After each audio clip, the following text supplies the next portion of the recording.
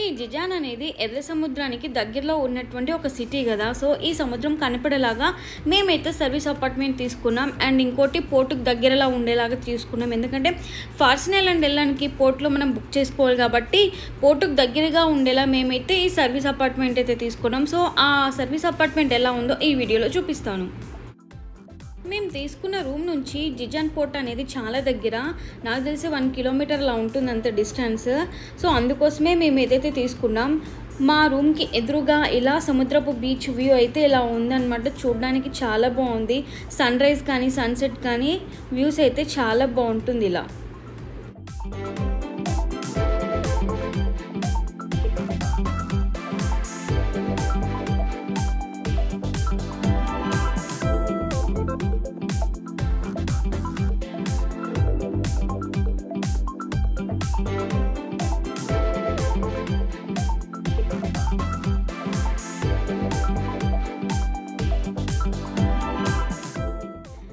ఇది వచ్చేసి మా రూమ్ ఎంట్రన్స్. ఇందులో ఒక కిచెన్, ఒక హాల్, 2 బెడ్రూమ్స్, 2 వాష్రూమ్స్ అయితే ఉన్నాయి.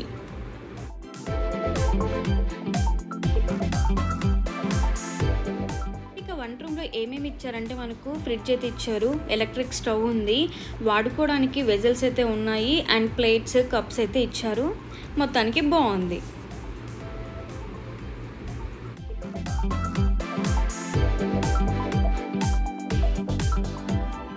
వచ్చేసి ఒక బెడ్రూమ్. ఈ బెడ్రూమ్కి అటాచ్డ్గా ఒక వాష్రూమ్ అయితే ఇచ్చారు. వాష్రూమ్ చాలా పెద్దగా ఇచ్చాడు, పెద్ద మిర్రర్, మంచిగా బాగుంది. అంటే పెద్దగా మనకి స్పేషియస్గా ఇచ్చారు వాష్రూమ్ ఇక్కడ.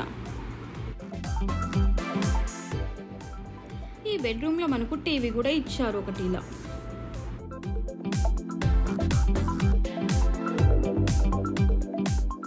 ఇది వచ్చేసి ఇంకొక బెడ్రూమ్. ఇందులో 2 బెడ్స్ సపరేట్గా ఇచ్చారు. ఇందులో మనకు కబోర్డ్స్ అయితే ఉన్నాయి, డ్రెస్సింగ్ టేబుల్ కూడా ఉంది ఈ రూమ్లో.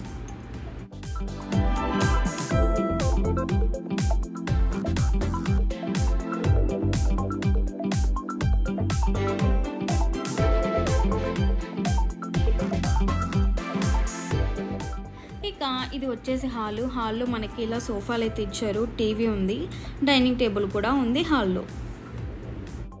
జిజాన్ నుండి ఫార్సన్ ఐలాండ్కి వెళ్ళాలనుకునే వాళ్ళకి ఒక సజెషన్ ఏంటి అంటే, జిజాన్ పోర్ట్కి దగ్గరలో ఉన్నటువంటి అపార్ట్మెంట్స్ కానీ ఇలా రూమ్స్ కానీ తీసుకోండి, చాలా బెటర్. ఎందుకంటే ఫెరీ అనేది ఎర్లీ మార్నింగ్ 7కి స్టార్ట్ అవుతుంది. అప్పట్లోగా మనం పోర్ట్కి అనేది రీచ్ అవ్వాలి.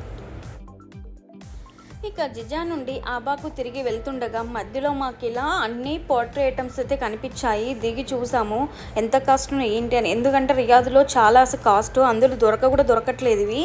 సో ఇప్పుడు ఎలాగో సమ్మర్ వస్తుంది కదా, ఏదైనా ఒక కూజా లేదా ఒక కుండ తీసుకుందాం అనేసి అయితే ఆగాము. సో కాస్ట్ అయితే రీజనబుల్గానే అనిపించాయి, బెటర్ అనమాట. అంటే ఇప్పుడే ఇక్కడ వాళ్ళు చాలామంది ఇంకా ఇలాంటివే యూస్ చేస్తున్నారంట ఇక్కడ.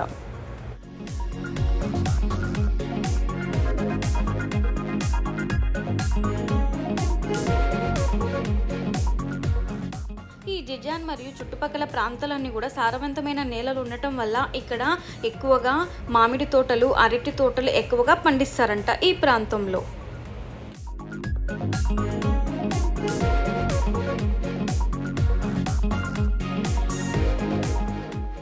ఇక మాకు మధ్యలో అరటి తోటలు అయితే కనిపించాయి. దిగి ఒకసారి వెళ్ళి చూద్దాం అనేసి అయితే వెళ్తున్నాము.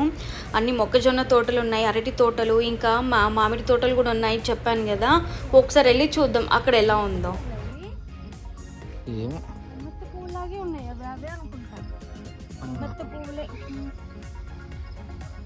వావ్, మ్యాంగో ట్రీ, పపాయ, ఇదేమో నాకు తెలిసి నిమ్మ తోట.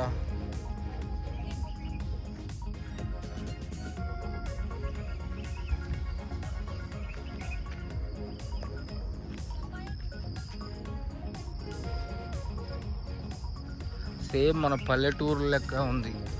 ఈ చూస్తే ఇది సౌదీ లాగా అసలు ఎక్కడ కొంచెం కూడా అనిపించట్లేదు. అరటి పండ్లు,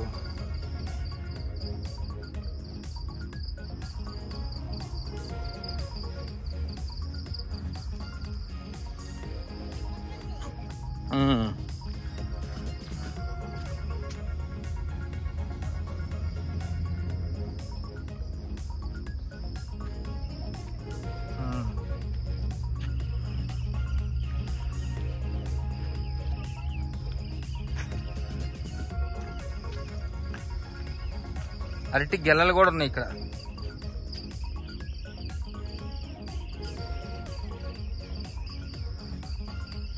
ఉంటారు నాకు తెలిసి ఎవరొకరు. నేరేడి చెట్టు, గోరింటాకు,